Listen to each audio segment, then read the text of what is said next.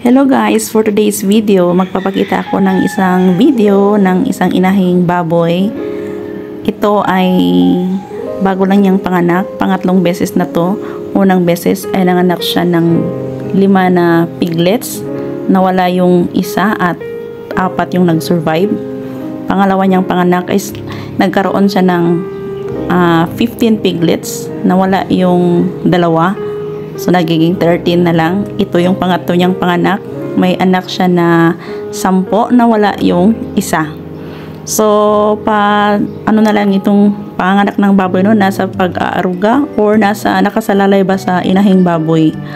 At nakasalalay din siguro siya sa paano niyo siya inaalagaan, pinapakain, at sa galaw ng inahing baboy din siguro.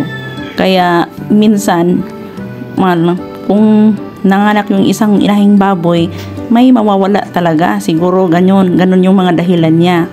So ito, nagpapakuha ko ng video galing sa kapapanganak ng inahing baboy. Hindi siya ma-perfect na lahat ng mga piglets niya ay mabubuhay kasi ang tagal naman kasi ng kumadrona eh. Ang tagal, hindi niya ma-timing kung kailan siya manganganak. Nahuhuli, laging nahuhuli. Matagal yung kumadrona kaya mayroong nawawala na inahing baboy na anak niya. So ito yung pangalawang anak niya yata ito. Tapos ito magkabilaan sila ng kwarto, inahing baboy tsaka ang piglets dun sa kabila yung pangalawang anak niya, yung second batch kumbaga.